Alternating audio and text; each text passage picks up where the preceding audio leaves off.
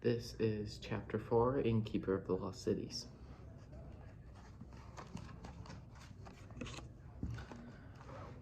The scenery blurred, but whether it was from tears or panic, Sophie could not be sure. Everything she knew was wrong. Her entire life was a lie. Fitz nudged her arm. Hey, it's not your fault. You believed what they taught you. I'm sure I'd have done the same thing. But it's time you knew the truth. This is how the world really works. It's not magic, it's just how it is. The castle's bells chimed, and Fitz yanked her behind a large rock as a gateway opened. Two elves with floor-length velvet capes draped over their black tunics emerged, followed by dozens of bizarre creatures marching in military formation down the rocky path.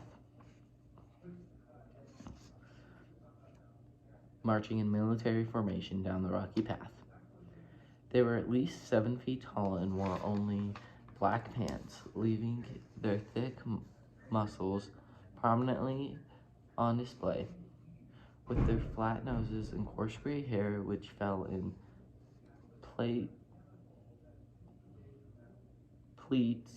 pleated folds that looked part alien, part armadillo. Goblins, Fitz whispered, probably the most dangerous creatures you'll ever meet, which is why it's a good thing they signed the treaty. And why are we hiding, she whispered, hating her voice for trembling. We're dressed like humans. Humans are forbidden in the Lost Cities, especially here in Lemuria. Lemuria is where all the other worlds come together. Gnomes, dwarves, ogres, goblins, trolls. She was too overwhelmed to even think about the other creatures he was mentioning, so she focused on the better question. Why are humans forbidden? He mentioned for her to follow him to the rock further away, squatting behind it.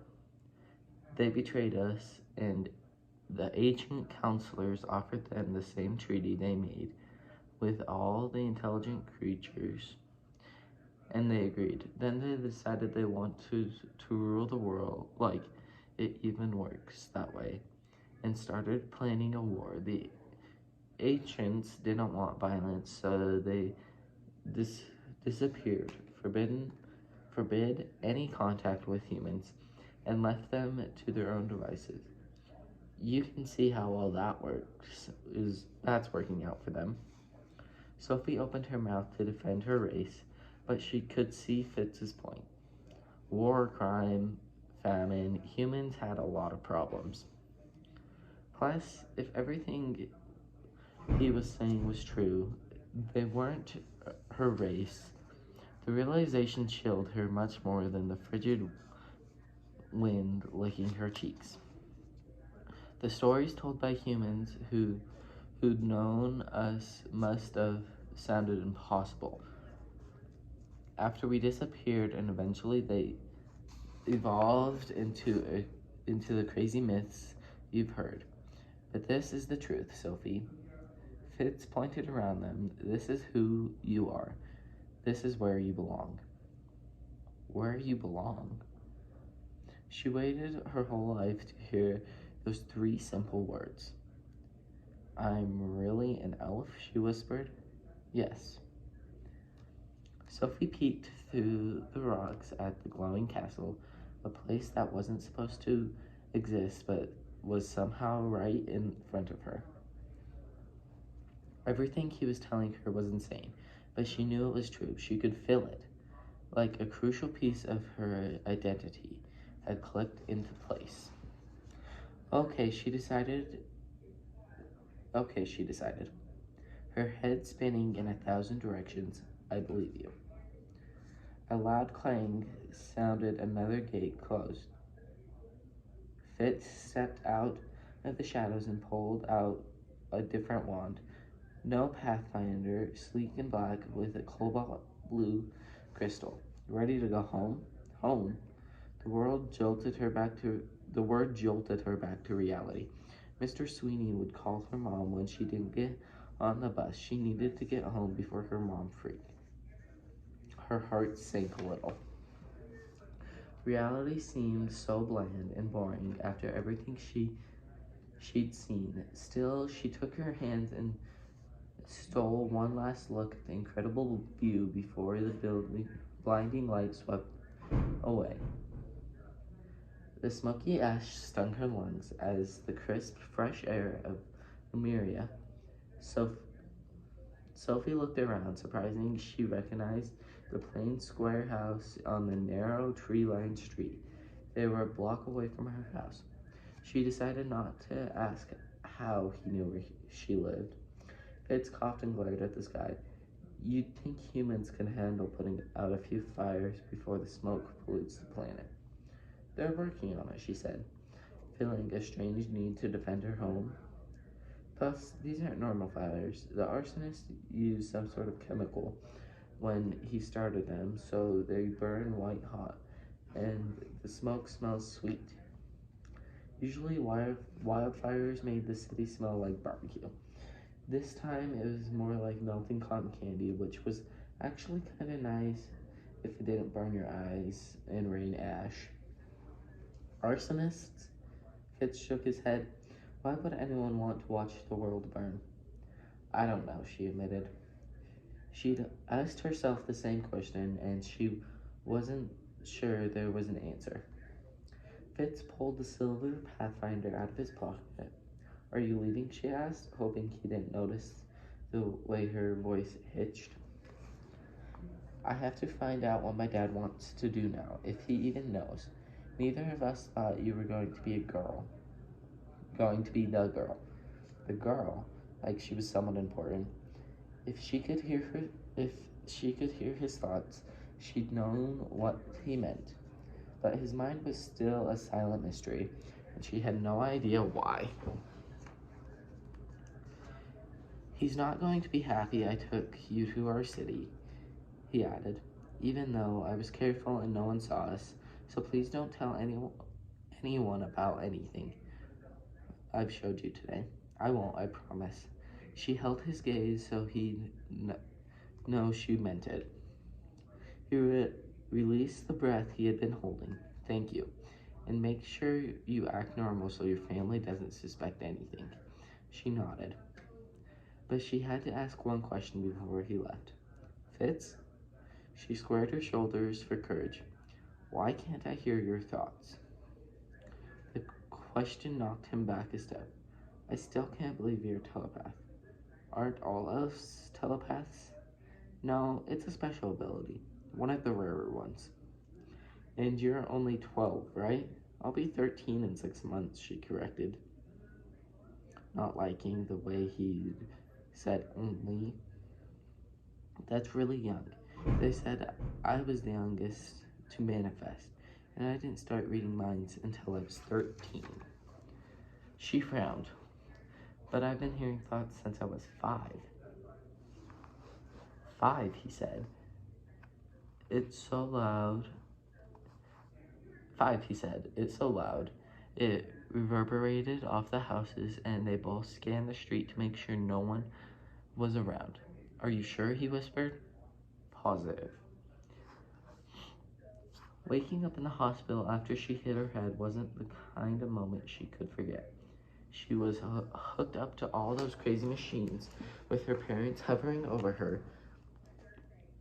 shouting things she could barely separate from the voices filling her mind. All she could do was cry and hold her head and try to explain what was happening to a group of adults who didn't understand, who would never understand. No one could make the noise go away, and the voices had haunted her ever since.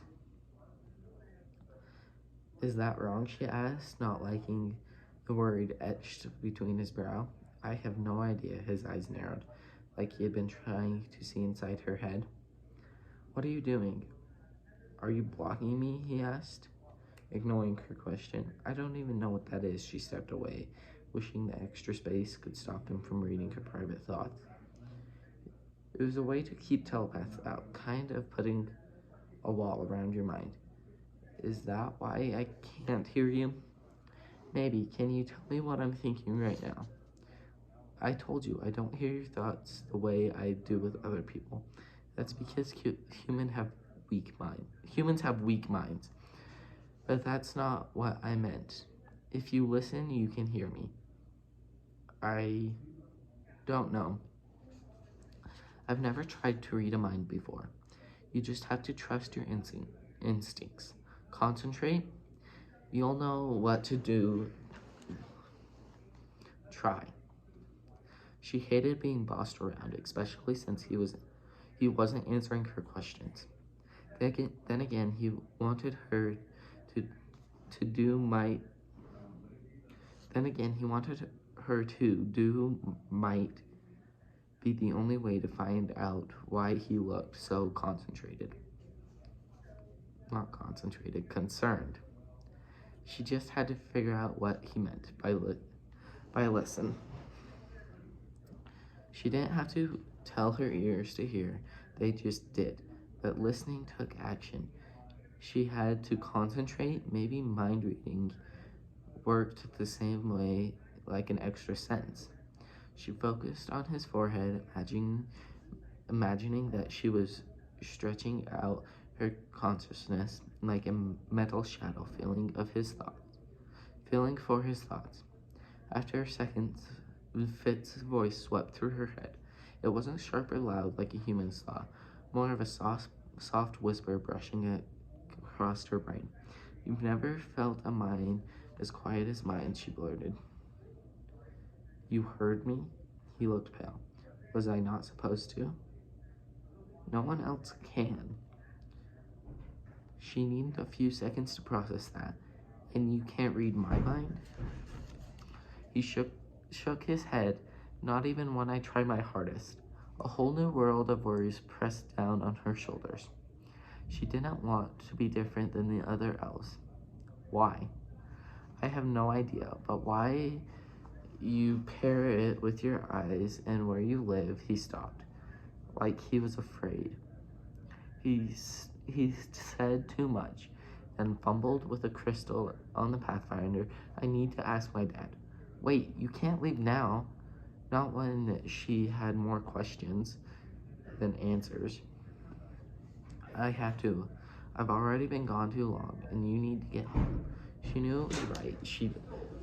Hi. Hi. How are you? Good, you? Good. I have to. I've been gone too long, and you need to get home.